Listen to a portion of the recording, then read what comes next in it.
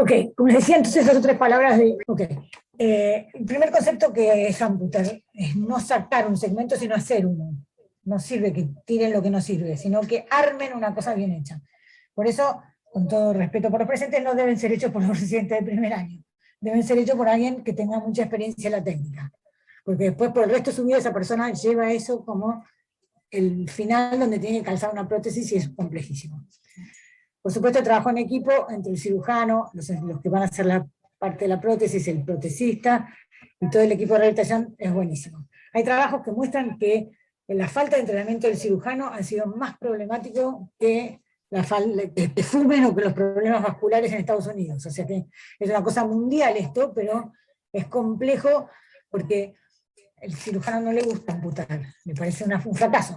O sea, no pude salvar el miembro, tuve que sacárselo. Entonces, cuando Dios ya no pudo amputar, se lo pasa al último que recién entró, y ahí es donde se arma el lío. Entonces, aprendan las técnicas, están descritas. Ya no sé, no hay que hacer nada más infundibuliforme, están viendo ahí cómo es eso. No te suena pantalla ya, ¿no? Bueno, estamos viendo. Toda esta zona es una pielcita muy suave, en realidad no es piel, y se abre continuamente. Esto es una cirugía infundibuliforme porque la urgencia, no existe la urgencia. Yo en la época de ayudante de Freire en el italiano, yo entraba mucho a quirófano, y Freire hacía una cirugía de sobre rodilla exactamente en 7 minutos y de bajo rodilla en 9. Entonces, no es un problema de tiempo, es un problema de saber. Las partes blandas hay que desvincularlas de cada plano, no hacer todo un plano junto. Este que tienen al lado es una boca de pescado que está bien hecha, ¿ven? A diferencia de la infundibuliforme. La cicatriz lineal terminal, eso es lo que yo le decía como la boca de pescado, y si no, esta es una típica cirugía, de Burgess, que es una técnica especial para pacientes vasculares. Lo que están haciendo es como plegando la parte de atrás hacia adelante, la cirugía queda acá arriba. Esta particularmente la puse a propósito porque pasa muchísimo esto. O sea, todos los vasculares terminan con estos problemas en la cirugía, no es todo tan lineal del libro.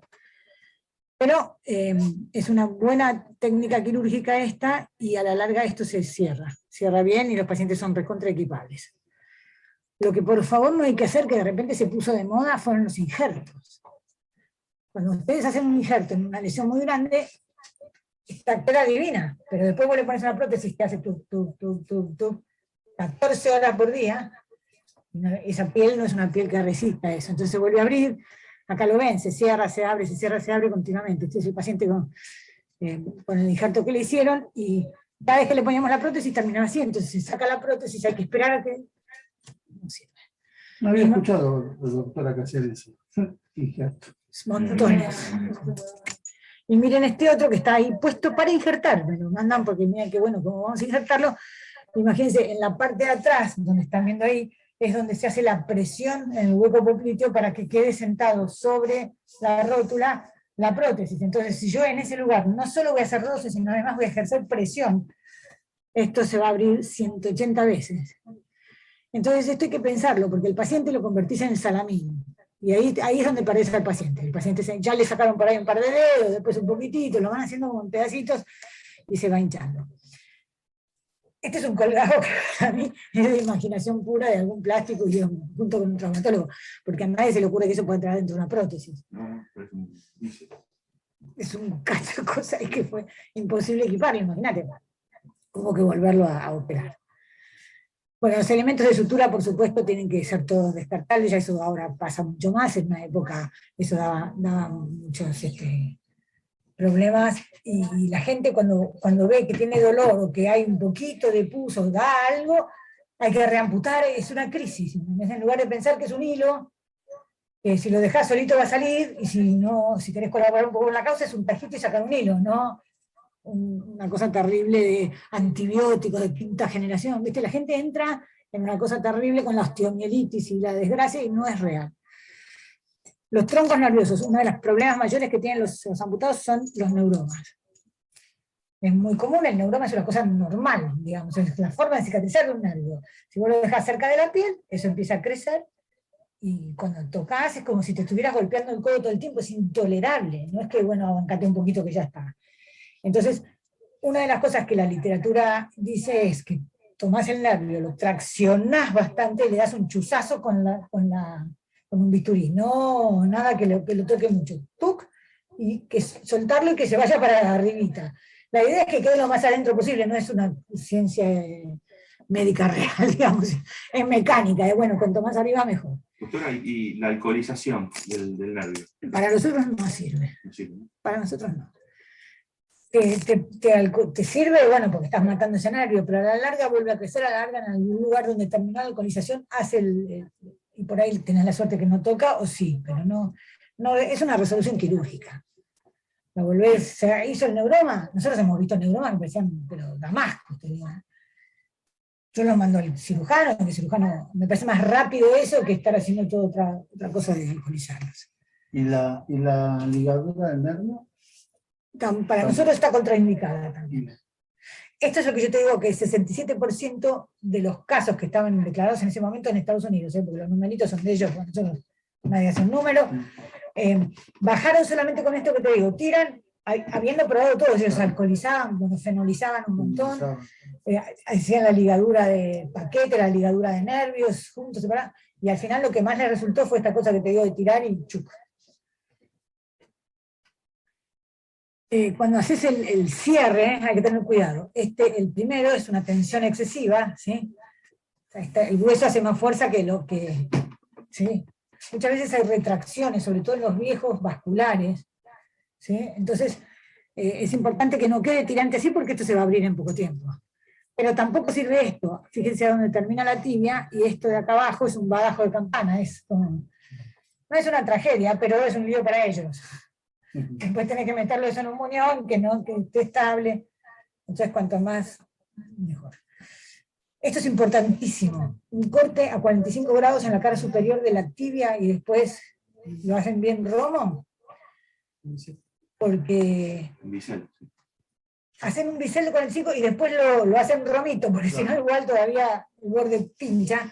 Y eso hace que esto acá no, porque siempre en este lugar donde termina la tibia, donde está amputada la tibia, es donde hace la fuerza contra la prótesis, si no está perfecto el cono, y termina lesionándose.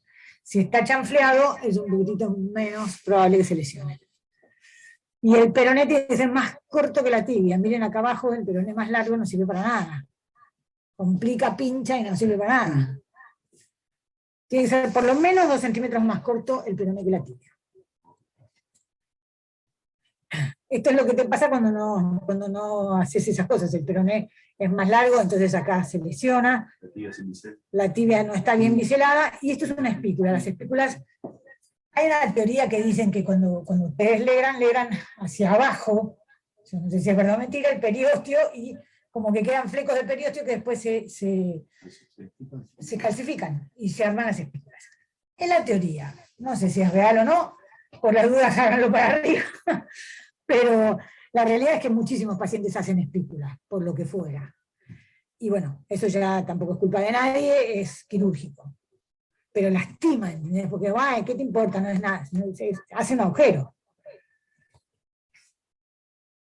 Bueno, por supuesto no les voy a hablar de salvar la rodilla. Si pueden hacer una bajo rodilla, siempre una bajo rodilla, siempre. No me importa que tengan duda, porque debajo podés subir a sobre.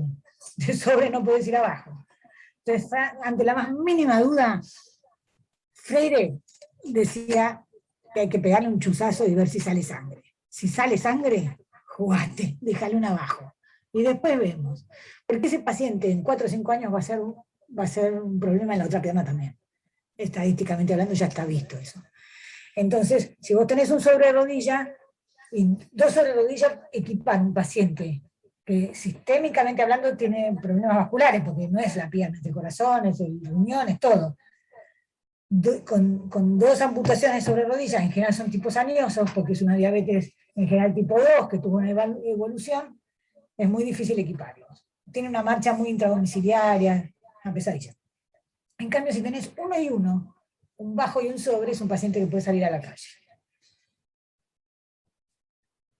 Nosotros no coleccionamos piernas, Entonces, muchas veces nosotros les decimos a los cirujanos, en el británico, en el italiano a mí me llaman antes de operarlo, y nosotros decimos amputalo, y empiezan, bueno, no sé, el salvataje. Yo pienso que hay que salvar todo lo que se puede salvar, no es que pienso que hay que amputar todo, pero hay un punto que tienen que poder parar. Cuando yo tengo un paciente que me dice, hace 4 años que me hacen 3 cirugías por día y tengo el tutor externo y siempre tengo feo olor y siempre estoy, y finalmente lo logro que lo amputen, me dice, ¿cómo no hice esto antes? Esta fue una de esas pacientes que le tuvieron años y finalmente cuando se amputó era feliz porque se ocupó de sus hijos, se ocupó de su casa, dejó de pensar en su pierna. Bueno, esas eran 4 cosas, o 4 o 5 diapositivas que quería hablar más quirúrgicas con todo el respeto de no ser cirujana. Hablando de la clase en general ahora, hablando de amputados, las amputaciones pueden ser congénitas o adquiridas. Lo más común en congénitas son las bridas amnióticas, hoy ya se ven, las ves perfectas dentro del útero.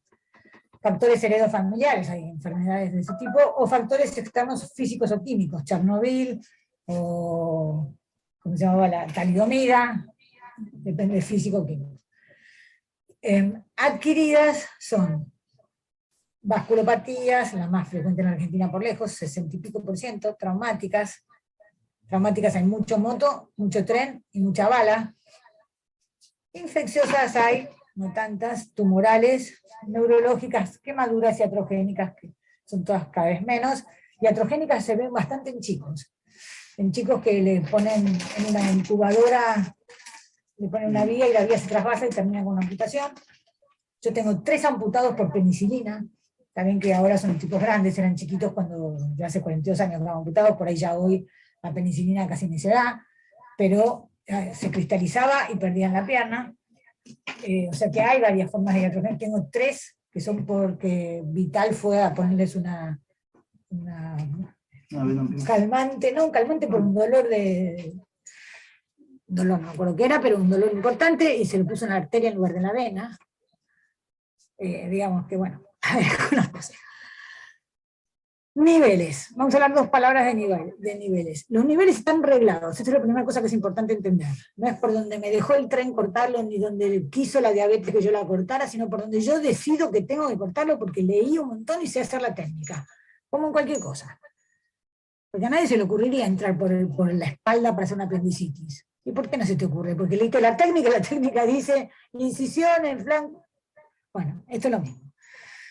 Hay que dejar lugar para los elementos protésicos. Se les voy a mostrar un poco de distintos casos. Esta es una hemicorporectomía. Corporectomía está mal escrito. Se ve muy poco, yo creo que he visto un solo caso en toda mi vida.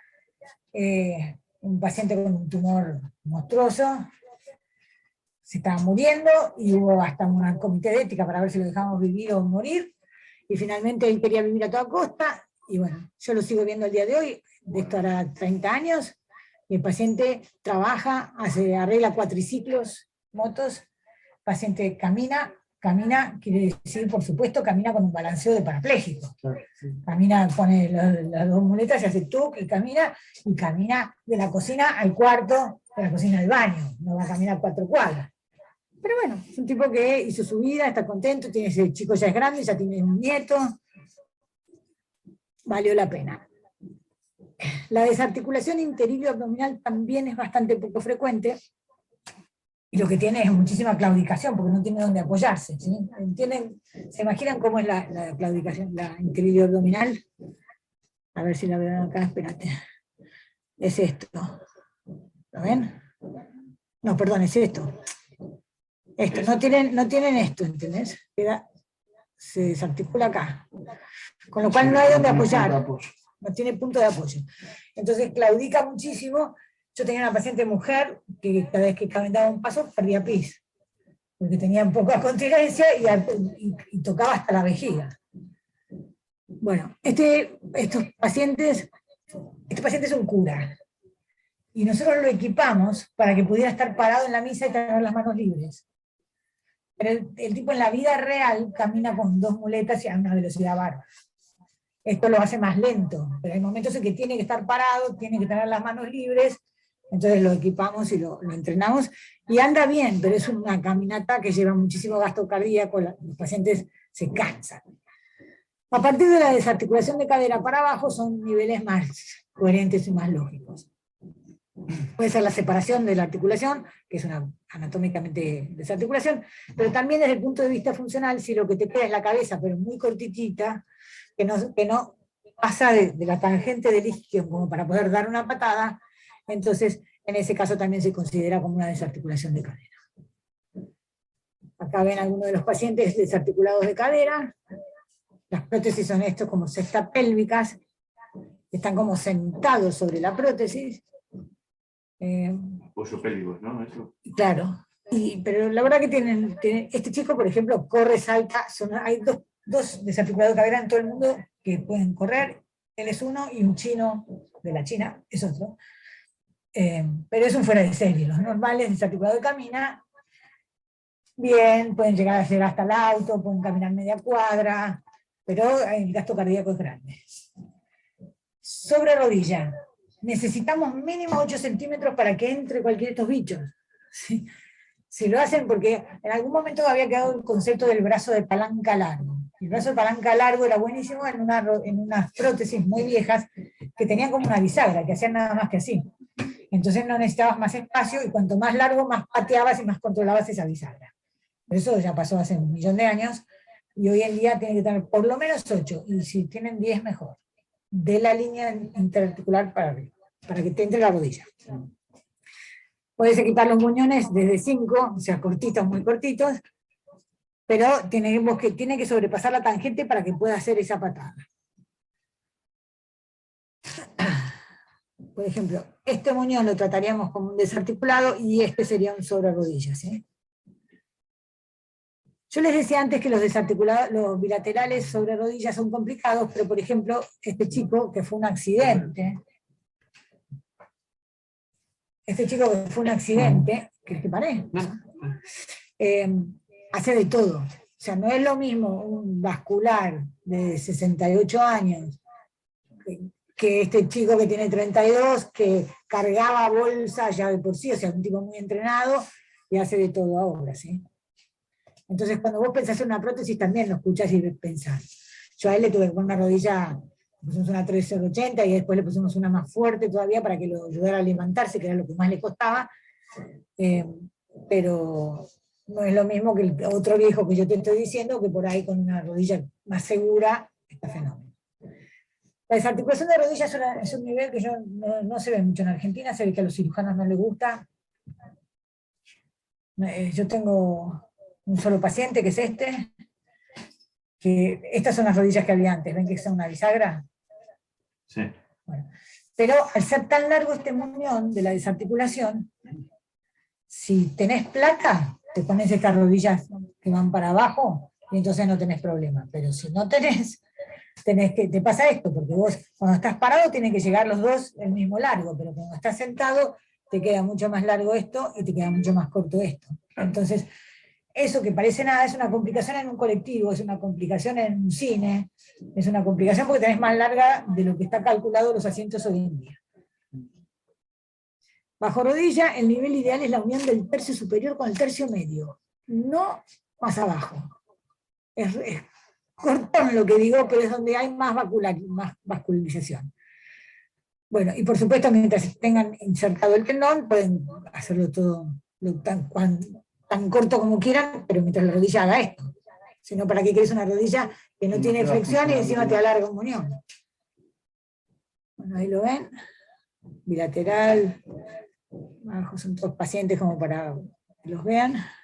Claramente este paciente es traumático. ¿Lo ven? ¿Por qué? Paciente joven.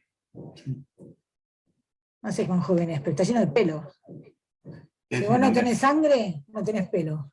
Lo primero que nadie gasta un glóbulo rojo en una arteria cerrada para que se te quede un pelo. Estos no tienen ni uno, ¿ves? Bueno, después queda la SAIM. La SAIM es para mí un nivel muy bueno, como nivel muy funcional, porque vos te podés levantar a las 3 de la mañana para ir al baño y pisar sobre tu muñón, pero no es muy cosmético, es un mamotretón cosmético. Cuando yo era residente se hacían varias años, Sí, en especial en pacientes jóvenes traumáticos. Después lo dejamos usar prácticamente por un problema que nos decían siempre el equipamiento, ¿no? sí, ahora te digo que está bastante de moda de vuelta la SAIM, porque desde que se hicieron bastantes papers diciendo que los vasculares pueden tener SAIM, que al principio se decía que no, qué sé yo, se volvió a poner de moda la SAIM sobre todo para vasculares, porque es una instancia más de no llegar tan rápido de sobre rodilla, y las prótesis han mejorado un montón, porque necesitas un pie extra chato, porque es muy largo. ¿Saben lo que es una SAIM ustedes? ¿Sí? A vos te sacan a la altura de Mareolo, pero te dejan la planta. La planta tiene las celdillas que te dan como la amortiguación y te da la protección para que cargue sin que se lastime. Me paran si no saben algo de eso. La Chopard y la Lefranc están totalmente erradicadas, salvo que les hagas alguna otra cirugía complementaria porque se desvía muchísimo el pie. ¿Sí? Si vos me decís que después le hacen un TAT o lo que fuera atrás para poder regularlo, pero ya es convertirse una cirugía siempre en algo complejo, cuando es mucho más fácil una transmetatarsiana, manteniendo la fórmula de los dedos y chao. Y si no, por supuesto, una desarticulación de los dedos. En que estas cortitas a la larga acá se recesiona. Y esto, si podemos ponerle una prótesis divina, genial. Pero si no, un pedazo de esponja, no me importa. Lo que no se puede dejar libre, porque ese hálux se empieza a ir. El segundo dedo mantiene el hálux derecho. Si vos sacás todo esto, esto se va para allá así. Y el hálux despega, es el despegue de la marcha, ¿sí? Entonces es importante. Bueno, entonces, un poco sobre la rehabilitación en general. Es un lío cuando se amputa a alguien, o sea, no es solamente le falta una pierna, se complica toda su cabeza hasta que se vuelve a ubicar y estar bien. Así que hay que tener paciencia, hay que escucharlos, y la rehabilitación para mí empieza ni bien, ideal antes que lo amputen, pero si no, ni bien lo amputaron, porque ya hay que moverlo, ya hay que hacer un montón de cosas, estabilizar el volumen del muñón, reducir el dolor, prevenir contracturas. Muchísimos pacientes le ponen una almohadita acá y quedan con una contractura. Bueno, sacar al paciente de la cama, rotarlo, evitar las retracciones, empezar con los vendajes, ejercicios pasivos y activos. Los vendajes, eso lo eligen ustedes, a nosotros ponemos en el bajo rodilla un yeso, en cambio en el sobre no. Y en el bajo rodilla ponemos un yeso que toma hasta la articulación también, ¿sí? O sea, le queda extendido así. En extensión la deja. En extensión. Si tenés mucha fe, le haces como una ventanita que sacás, mirás y volvés a tapar muy bien, porque si no te hace un edema de ventana se te abre seguro. Si no lo bivalvás y lo volvés a hacer tantas veces como sea necesaria, que es mucho más hincha. Nosotros lo dejamos más o menos, qué sé yo, 5 o 6 días y después ya ahí empieza con vendaje elástico. Pero eso es el cirujano, muy a gusto del cirujano. El sobre, nosotros lo que vemos es que le ponen como gasas, viste, que las espuman todas y le ponen como una media, la pegan y lo vendan y deja así, queda así sin problema. El yeso para asegurarse la extensión completa. Sí, porque muchos pacientes, sobre todo los viejos vasculares, terminan con una retracción de rodilla. Sí, y cuesta mucho que extiendan. Y entonces te sumas un problema más. Sí. Bueno, los controles posturales en la cama, viste, que no cuelgue, que no esté doblado con la almohadita que siempre le pone alguna enfermera caritativa. Como esta, así, porque ahí todo el edema va para acá abajo, encima apoyan la cicatriz y chao, se abre seguro. Lo mismo en la silla, si se va a sentar en una silla, en el sillón al lado de la cama, en la silla de ruedas, donde sea, le ponen una madera, si no tienen yeso, ponen una madera y le ponen una almohada para que no se lastime, pero siempre en extensión. No puede colgar por lo menos por los primeros 10 días. Hay que controlar el dolor, pero hay que tener cuidado, porque hoy en día todos los cirujanos sacan a los pacientes que yo estoy viendo con pregabalina. Para mí es una locura. El dolor inicial es el dolor de la cirugía. Es un dolor que se rescata con actividades antiinflamatorias, un rescate como cualquier cirugía. No es un dolor fantasma que entran derecho a la pregabalina o algo. me parece que hay que darle tiempo a que se le vaya el dolor normalmente. Hay que ver qué pasa con el dolor y qué pasa con la depresión, son problemas que son importantes en esto. Pasa muchos pacientes amputados traen el combo de la angustia, el duelo de la pérdida del miembro, entonces son muy demandantes desde el punto de vista álgico. Sí, Y terrible. yo critico pregonina, pero tampoco hago demasiadas amputaciones, ¿no? Pero generalmente siempre inicialmente ketorolac asociado eventualmente a un Claro, tramadol. para mí hay que empezar eso. Y lo que sí hacíamos nosotros, y sigo haciendo, era la tracción del nervio, pero con la ligadura, y usábamos alcohol. Eso como costumbre de toda mi época. Y la verdad que que yo recuerde muy pocos casos fantasma, ¿no? Fantasma, pero uno se acostumbra, ¿no? Nosotros tenemos técnicas, algunos vicios. Ahí te daría un neurómano, un fantasma. Nosotros tenemos pocos miembros fantasma en la Argentina, poquísimo. Sí. Yo voy a muchísimas cosas internacionales, yo soy en el equipo, el Task Force de Amputados Mundial. Y es una de las cosas que a mí me llama la atención, porque todos te hablan de dolor fantasma, pero tipo 40%, y nosotros tenemos 8, 10, es un montón. No sé por qué. O tenemos menos pacientes fantasmosos, o tenemos mejores cirujanos, o somos más duros, qué sé yo, la verdad que no sé, pero es una cosa que siempre me ha llamado muchísimo la atención. Bueno, la derivación precoz para el equipamiento, el trabajo en equipo, el equipamiento temprano y el entrenamiento son las cosas. A los 21 días de amputado se puede equipar. Esto es porque el saber popular te dice que vaya al año, que se va a golpecitos, y no sé, hay una cantidad de leyendas urbanas increíbles. A los 21 días el paciente está listo para estar equipado, si está cerrado, si la cirugía anduvo bien, por supuesto, si no, es otra película. El trabajo tiene que ser multidisciplinario, es muy grande todo lo que está pasando para que una sola persona lo maneje. Y nosotros dividimos toda la rehabilitación en 3 etapas. Una antes de que le den la prótesis, una cuando le pedimos la prótesis y otra cuando lo entrenamos con la prótesis. En la anterior, nosotros hacemos fortalecimiento de músculos proximales, inserción distal, movilización de los miembros remanentes. No es solo lo que le falta, todos los otros 3 miembros van a ser los que nos ayuden a caminar. Vemos lo de las posiciones, lo sacamos de la cama y entrenamos con muleta. No saben la cantidad de pacientes que se caen en los hospitales porque no saben llegar al baño con muleta y no les da vergüenza llamar a la enfermera. Y otra cosa, cuando recién operan a un viejo, si lo amputaron, pónganle una silla o algo en la cama, porque no tienen la sensación de que tienen la pierna puesta y se bajan de ese lado. Y terminan cayéndose. Bueno, estas son fotos de fortalecimiento.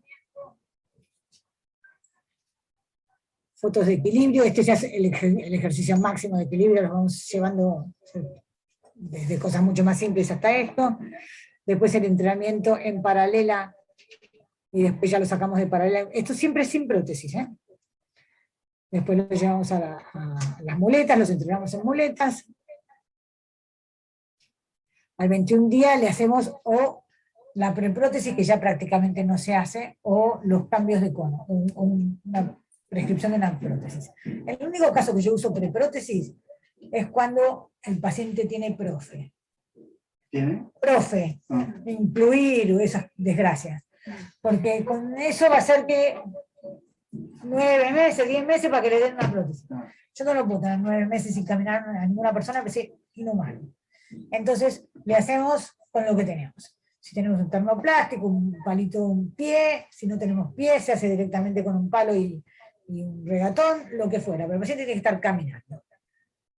Eso, tratamiento preprotésico dura entre 4 o 6 meses, y nos sirve a nosotros para primero que el paciente lo empieza a saber si es hábil, si es menos hábil, se le va achicando el muñón está posquirúrgico con edema, y los músculos que cuando haces así crecen, cuando dejas de hacer así porque te cortaron, se aplastan hasta cierto punto, entonces va cambiando mucho el volumen, y si nosotros hiciéramos la prótesis cara definitiva de entrada, tendríamos que ir tirando mucho más. Nosotros citamos la primera curación, generalmente con venda elástica, y tratamos de empezar a darle, tonificar al muñón, ¿no? Tratar de darle forma. Exacto, bueno, ya con la venda elástica empezás a darle forma de entrada. Hacemos redondito, pues lo hacemos oblicuo de punta a punta para tratar de que se... Creo que acá está, esto sería un pilón básico que tuvimos que hacer. Y esto es la prótesis que en realidad queremos, que lo que se cambia es este cono cuando se le va achicando. Eso fue una genialidad que inventaron, que fue modular. Antes tenías que romper toda la prótesis y tirarla, ahora sacan el cono y hacen un cono nuevo. Bueno, cuando llegamos a la etapa protésica, si la cirugía fue buena y el nivel es bueno, y la evaluación del médico oficial del paciente es bueno, y la selección de componentes es buena, el paciente va a andar fenómeno. Pero esto, como siempre en la medicina, le vamos a prescribir lo que nosotros creamos que es exacto para él. Para eso yo me siento con el paciente y hablo. Es la cosa más larga que tengo de paciente. ¿Qué haces? No es lo mismo el señor que ara la tierra, el señor que está sentado en un escritorio, el señor que anda a caballo, el señor que entra a un frigorífico con mucho frío, o que vive en la puna de Atacama y se muere de calor. Son pacientes totalmente distintos. Tengo que saber qué hobbies tiene, tengo que saber en qué trabaja, qué es lo que va a querer hacer, porque mi idea siempre es que vuelva a hacer lo que hacía. Ok. Una vez que ya le puse la prótesis, nosotros hacemos un control de alineación con el técnico y con el kinesiólogo. Y entre los tres vamos decidiendo cómo arreglarla. Si esto fuera un chico, lo que le vamos siguiendo son las etapas del desarrollo, ¿sí? Un chico de 1 año ya tiene que estar caminando, entonces a partir de los 8 meses le pusimos la prótesis. A partir de los 6 meses le pusimos de brazos si es del miembro superior, porque ya toman en el medio. Vamos siguiendo el neurodesarrollo del chico. Bueno, el paciente por supuesto tiene que tener ganas de aprender, tiene que tener, hay pacientes recontradepresivos, si no se trata primero eso no llegan. El interés por caminar, el interés del paciente, porque a mí me pasa un montón, está el viejo se puesto así en la sillita, y la hija, no, yo quiero que camine, quiero que vaya, quiero que... Y vos lo mirás al tipo que está diciendo, yo no quiero nada más que morirme y no me rompa más la paciencia. Se lo lees en la cara, ¿entendés? Entonces hay que callar a la señora, sentarse con él y decirle, bueno, ¿vos qué querés? ¿Qué podemos hacer por vos? Pero entender eso, porque la familia a veces es muy feliz, pero el paciente no tanto. Ver si tiene capacidad visual, viene mucho de la mano con el diabético, el problema visual, capacidad cardiopulmonar, y si tiene otras discapacidades. Yo tengo, por ejemplo, un montón debe ser 15, pero es un montón de mielomeningoceles amputados, o ACV amputado, ¿sí? Entonces, fijarse cuál es la otra patología que tienen. Y vamos a ver todo, su nivel cognitivo, cómo está su unión, qué hace todos los días, se levanta y qué hace, se baña solo, entonces ¿qué hago con el baño? Me fijo cómo es el baño, tiene donde agarrarse, tiene una bañadera que no patine, tiene una silla. Quiero saber sus objetivos, qué es lo que vos querés hacer, vos querés solo caminar, vos querés manejar, vos querés andar en bicicleta, vos querés morirte, contame lo que querés hacer, porque sobre lo que vos querés hacer yo puedo trabajar. Ver qué pasa con la edad y el peso sin prejuicios, porque no todo viejo no sirve, ni todo gordo no puede, y esos prejuicios ridículos que hay, sobre todo de la gente joven que te miran con cara de vos ya estás para tirarte a partir de los 60, y la realidad es que yo tengo pacientes, hay una, la de 80, que yo amo, Silvia Vélez, se iba a ir a esquiar una semana antes, con 80 años, se iba a ir a esquiar con 2 amigas, se le cae un árbol en la cabeza y le aplasta las 2 piernas. Un árbol que estaban podando cuando ella entraba a su casa. Y bueno, nada, todo el mundo ya la daba muerte, la mina está caminando fenómena con 2 prótesis. Pero bueno, es una fuera de serie, entonces si vos lees 80 y la descartás, perdiste, vos tenés que verla, tenés que escucharla. Los hobbies, el deporte, la recreación, no todo es igual. A mí me pasó con una monja, bueno, eso es más la diferencia cultural, pero la monja me rompía todas las rodillas, y yo un día le digo, ¿me puedes decir qué haces? ¿Que rompes toda la rodilla que te pongo? Y se empezó a reír y me dice, estoy arrodillada 12 o 14 horas por día rezando. A mí es un concepto que ni se me ocurría, imagínate, no pasaba por mi cabeza que alguien pudiera rezar 14 horas arrodillada. Bueno, tuve que cambiar la rodilla, el tipo de pensamiento, ¿entendés? Y nosotros no tenemos tantas diferencias culturales, pero cuando yo he ido a equipar a Vietnam, he ido a equipar a África, he ido a equipar a lugares diferentes, y vos tenés que poder sentarlos así. Por ejemplo, en Camboya, yo tenía, uno de los problemas que teníamos era que se pudieran sentar de esa manera, con las prótesis. Entonces, hay que escuchar lo que quiere esa persona y cuál es su creencia o su forma. si le importa mucho la cosmética o no. ¿Sí? Hay hombres que les importa mucho la cosmética, la gente tiende a pensar que hay solo la mujer y si es linda. Pero es sacarse los preconceptos de la cabeza, ¿entendés? Y escuchar lo que le pasa al otro. Bueno, y después el nivel de actividad, por supuesto, no es lo mismo. A ver, mi nivel de actividad. Subo una escalera como esta y ya me pareció el Everest. Me siento en una charla con un paciente, ¿sí? Ando en bicicleta una vez cada 100 años. Ese es mi nivel de actividad, pero no porque no tenga prótesis y se arregla, sino porque es lo que hago. Entonces eso es lo que yo tengo que entender, el nivel de actividad de esa persona. La persona por ahí es muy activa, o por ahí era muy deportista, o por ahí le puedes poner una buena prótesis, pero tiene un nivel de actividad promedio común y corriente. Y por supuesto la tarea laboral. Eso es lo más importante, ver qué es lo que hace. Cambia totalmente el gasto energético en función de la prótesis. Entonces, si es bajo rodilla de un solo lado, es bajísimo, pero miren un bilateral sobre rodilla, te aumenta un 200%. Entonces, atenti el corazón, atenti que se pueda, ¿sí? Y si nosotros hicimos una correcta combinación de los componentes, la prótesis tiene que ser cómoda. Nadie camina con algo que molesta o es incómodo. Tiene que ser cómoda. Pues eso que a veces en las ortopedas te dicen, no, ya se va a acostumbrar, ¿a qué me voy a acostumbrar? Poneme una piedra en el zapato y decime que te acostumbres. No me voy a acostumbrar, hacer un agujero en el pie, pero no me voy a acostumbrar nunca. Tiene que ser cómoda, tiene que ser funcional, cumplir la función que vos querés que cumpla. Tiene que ser cosmética, que no sea un bodoque, y tiene que ser económica, que no es lo mismo que barata. Económica es razonablemente, el precio te tiene que ser razonable en función de lo que te da a vos como servicio. Eso para mí es una cosa económica. Depende muchísimo de los niveles de actividad de los componentes. Este señor le pones ese pie, un pie común, o un pie de carbono, o si querés un pie modular, y anda fenómeno feliz. Hay gente que, como este chico, que tiene una amputación de 1000 veces más difícil, pero miren lo que hacen. Él salta así con la soga cuando quiere y no se le engancha. Eso tenés que hacerlo, es un desarticulado de cadera. Entonces, si vos pensás que los desarticulados de cadera tienen poca posibilidad de actividad y los bajo rodilla tienen mucha, yo te estoy mostrando que es absolutamente al revés. Este es un pie de deporte, es un pie porque él corre, no es un pie común. Es un pie de los que usan ahora muchos para alto deporte.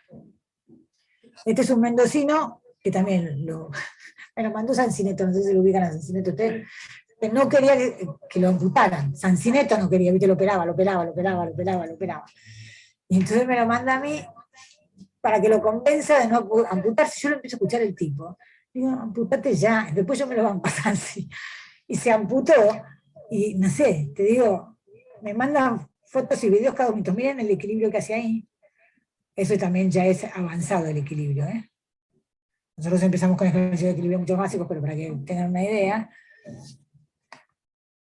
Miren cómo camina. Es entrenador de rugby. Toca la batería. ¿Sí? Volvió a hacer su vida normal. Cuando él me dijo todo lo que hacía, y no podía hacer nada de todo eso, loco, divino, aparte me manda unos vinos espectaculares, creo que eso es lo que yo digo, hay que escuchar y ver. Esto es un poco para mostrarles distintos pies de deporte, esto serían las Olimpiadas, esto ya es un deporte olímpico, no es lo mismo que el deporte del otro chico, que es un deporte como ustedes podrían jugar al fútbol, pero no son olímpicos. Estos son olímpicos, son pies de velocidad, y este es un pie, miren lo que es este pie para sostener, miren cómo hace. Tienes que poder hacer eso con un pie, y no romperlos, ¿eh? Bueno, cuando nos llegan en la etapa post-protésica, nosotros les enseñamos a ponerse y sacarse la prótesis. Esa típica cosa que la señora le pone y le saca la prótesis. Me enferman a mí esas mujeres amorosas. Yo sé que no soy así, pero viste que se les convierte en bebé el señor de 80 o de 50, de repente yo te lo pongo y yo no. Entonces hay que sacar a esa señora que es nocivísima, nunca es al revés. No creas que el señor hace eso, eso no pasa. hay que explicarle que no volvió a ser su bebé y que lo deje solo, porque ella le puede dar una apendicitis, o se puede morir, o le puede pasar millones de cosas, y el tipo no sabe ponerse la prótesis solo. El entrenamiento que nosotros llamamos básico es marcha en plano, escalera, rampa y terreno desparejo, eso tienen que poder hacerlo todos, transporte público, la gente tiene que subir y bajar a un colectivo o de un tren, entrenamiento de las actividades de la vida diaria, eso es ABD, o sea, me tengo que levantar, vestir, bañar, piensen que también puede ser un amputado bilateral de brazo, pero tiene que poder bañarse, tiene que poder lavarse los dientes, tiene que poder ir al baño. Y después tenemos que hacer una simulación de la tarea si el paciente quiere volver a su trabajo, y un entrenamiento ocupacional una vez que vimos cuál era la tarea. Acá te está mostrando cómo se coloca la prótesis, un desarticulado, cómo lo entrenamos a colocarse la prótesis, son distintas formas de entrenamiento de colocación de prótesis. Nos entrenamos a andar en bicicleta, subir y bajar escaleras. Mira que no sé cuáles de estos son videos. Esto es un video, ¿no? Bueno, para mí son videos, pero no sé, no lo estoy pudiendo ver.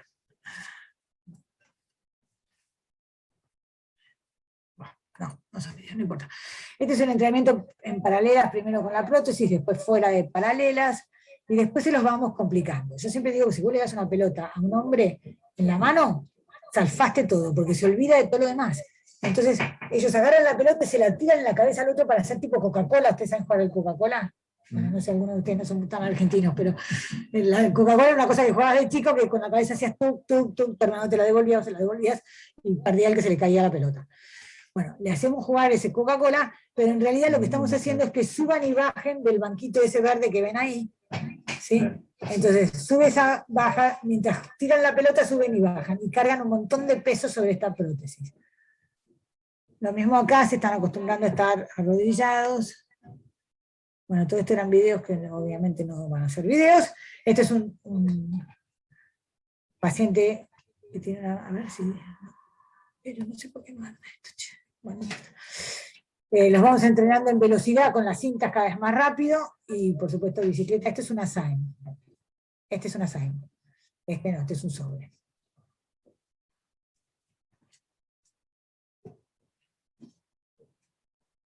Mira, ahora se puede ver. Esta es una amputación bilateral sobre rodilla, que claramente se puede entrenar más de lo que nosotros estamos hablando, porque no es la edad de la que estábamos hablando antes, ¿sí? Es una edad mucho más joven. Primero lo vamos fortaleciendo, lo entrenamos en paralelas, y después ya las vamos sacando a caminar. Tampoco anda, no sé por qué. Ah, esto se quedó trabado de lo anterior. Mira, ¿por qué se quedó trabado esto? A ver. ¿Ves que se quedó puesta esa diapositiva? Sí. ¿Por qué? Sí, pero esto sí era la presentación.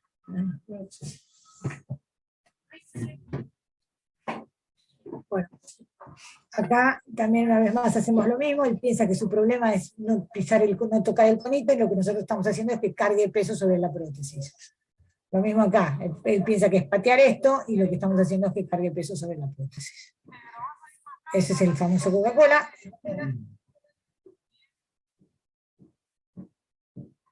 No puede tocar el piso, pueden usar la pierna o la cabeza, en teoría la mano no tanto, y con eso cargan un montón de peso en las prótesis sin darse cuenta, porque para que no toque el piso ven lo que hace él, hace como la rabona, carga así y patea por atrás, pero está cargando en su prótesis, que normalmente te van medio rengueando. Nosotros les vamos complicando los ejercicios en función de la habilidad que tengan, pero hay que entrenarlos en todo lo más que se pueda.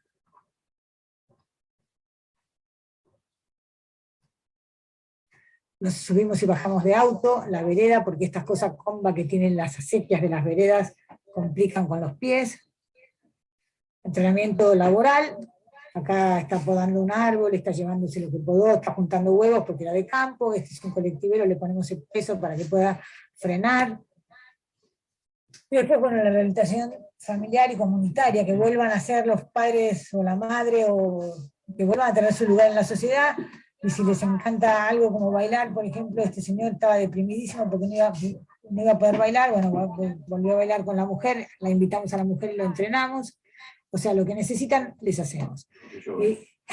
Integración social y deportiva, este es un mismo chico que hace todos los intentos del mundo por matarse y no lo logra, se llama El Pirata, tiene una página, hace de todo, pero bueno, pero es social y deportivo, no es de alta competencia, ¿sí? Bueno, más o menos un pantallazo y ahora vamos a ver un poco las prótesis, si quieren. Bueno, tema prótesis. Los componentes son todos modulares, o sea que son todos componentes por separado y que uno los customiza a necesidad del paciente. En primer lugar, lo que tenemos es cómo vamos a suspender o a sostener la prótesis del paciente. ¿Cómo hacerlo? Podemos hacer elásticos, el viejo cinturón cristiano, podemos usar liners o marcos preventivos, que esto va a llevar una válvula de vacío, justamente para que esto haga vacío y la prótesis quede suspendida. Podemos usar liners con un pistón, esto lleva una lanzadera, que está en que la conexión va completamente alineada dentro del órgano, y tiene un tornillo que es un pistón. Este pin vamos a pasar con un liner.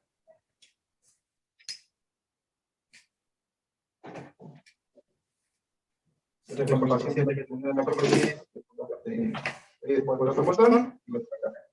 Hay distintos tipos de suspensión. Acá está la ergonomía y esta es la actividad física del paciente. Lo mismo con las rodillas, tenemos rodillas que son autobloqueantes, rodillas que son monocéntricas, policéntricas, que necesitan poderes, diversificar de cara, asemeja más una rodilla normal, una rodilla humana. Tenemos rodillas que son neumáticas y rodillas que son hidráulicas. También va a variar según la actividad física del paciente. Todos los componentes eligen de acuerdo a la actividad del paciente y a la actividad física, bueno, también a la economía, ¿no? Tenemos pies, por ejemplo, que son chatos, que son para la doctora, cuando muy difícil de equipar. Hay pies que tienen un perfil muy bajo, porque yo tengo que compensar con la otra pierna, también para que las crestas queden a la misma altura. Después los pies se van utilizando siempre con la actividad física que es el paciente y el peso del paciente. Por ejemplo, esta prótesis está configurada para este paciente, es una rodilla neumática, monocéntrica. La rodilla tiene una muy buena cadencia, una muy buena velocidad, en particular en el rotador para facilitar el transporte y la pierna. Son rodillas cuanto más voluminosas, son el movimiento más necesita, salvo el tipo de piernas que son confeti, que es para mantener más la circulación del movimiento de la prótesis. Bien, cosas básicas y apoyos.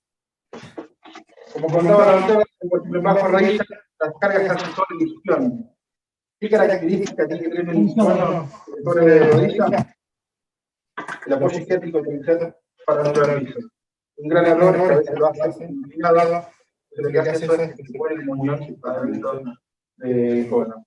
Esto tiene una contrapresión anterior que tiene que estar a la misma altura que lo mismo en la baja rodilla, el apoyo patelar tiene que tener una contrapresión. El error más común es que la parte posterior esté más baja que la anterior y la parte podemos decir que se puede descargar. ¿Qué más? ¿Qué dudas tienen? Los componentes que van a ser el cono, que es lo que toca el muñón, la articulación intermedia, la rodilla, la articulación que sería el pie. El brazo, cualquier cosa siempre es lo mismo. ¿Necesitan algún tipo de mantenimiento por parte de... Y después de eso tenés que sustentarla de alguna manera y si querés todo lo pasos que tenés. Si necesita algún tipo de mantenimiento por parte del paciente o... Lavar los liners. No, desde el comienzo, el liner se lava con agua fría, con liner. El liner es un sistema que por ahí es caro, a veces más económico se pone una interfase, un cono blando de interfase y un sujetor de terreno elástico. Depende de la economía del paciente y depende del grado de actividad del paciente. Ese componente es cero mantenimiento. Estos componentes no se llaman mantenimiento. La vida útil del pie es 2, 3 años, más que eso, también varía según la actividad del paciente. Las empresas tienen grados de movilidad, en base a la movilidad del paciente se elige el tipo de pie o de componente que se va a usar. El paciente con una movilidad grado 1, que realmente se labura muy poco, usan pies más básicos, pies touch, pie dinámico, y a medida que el paciente tiene más movimiento, se eligen pies con más movimiento o con acumulación de energía. Si yo le pongo esto, una habilidad de torsión a un paciente de 90 años con grado 1 de movilidad, lo más probable es que se caiga. Claro, entonces le genera mucha estabilidad, igual que si yo le pongo una rodilla como esta, que son rodillas. Estas hembras monométricas son rodillas muy estables, hay rodillas policéntricas con 60, que son extremadamente duras, y si el paciente le queda la rodilla de todo el peso, se destraba y se va al piso. Entonces son rodillas donde el paciente muy entrenado y que realmente sepa manejar las rodillas. Son fáciles de manejar. Por ahí lo ideal para un paciente de movilidad 1 es una rodilla autobloqueante o una rodilla con traba. Pero la movilidad de las prótesis no son para cualquiera. Porque yo te pongo un tratamiento excelente, carísimo, carísimo, y complico la vida. El equipamiento ideal o un buen equipamiento es el que permite que el paciente haga su tratamiento. Si tiene 90 años y quiere caminar, tiene que caminar seguro. Si tiene 30 años y quiere correr, tiene que correr seguro. Si yo le pongo un design, no, esta parte. Son los otros partes. El anclaje de denominación de un pie es entendido en los signs como si fuese una copa. Yo lo que hago directamente es como si fuese algo parecido. Todo esto lo lamino la prótesis y me entra por ahí. Entonces me roba mucho menos espacio. Claro. ¿Qué costo tiene una bajo rodilla? Depende de qué por mí.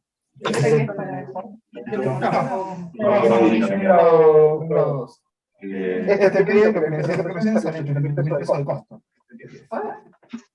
O sea, depende de, puedes poner un pie de 100.000 o un pie de 800.000. Depende de qué va a hacer el paciente. Acá hay dicho acá que es aprender a manejar con una Ferrari. Lo más probable es que la choques. Entonces tenés que ver con quién pesás el equipamiento. Estas rodillas lo que tienen siempre de bueno es que uno puede regular la flexo-extensión. O sea, primero al principio lo pones más rígida, y a medida que el paciente gana más confianza, te vas liberando un poco. Pero bueno, depende de qué le vas a poner. El tema es no quedarse corto con el equipamiento y que el paciente lo supere antes de tiempo y no darle algo de más que el paciente no lo pueda manejar. Después hay ahí, para lo que te digo, ventilado si transpira mucho el paciente. Si es un muñeco que es muy oscuro, no tiene grasa, hay liners de 6 milímetros de espesor, lo que hago yo es aislarlo más al muñón ese. Sí, son de silicona voltano. O con polímero. Pero bueno, hay muchos tipos de liner, depende también de la complejidad del muñón. Además que un liner como estos tiene un costo y un liner técnico todo esto es importado y el precio varía muchísimo. Estos también tienen precios diferentes dependiendo del. Desde 80.000 pesos hasta 400.000. Hay todo, o sea, el costo no. Hay todo. Te van a interesar para que lo vamos a hacer. Hay que saber combinar pie con rodilla. No después poner un extremadamente se pasa por un pie muy inestable porque le tiene que ir al paciente. Impecable. Muy bueno.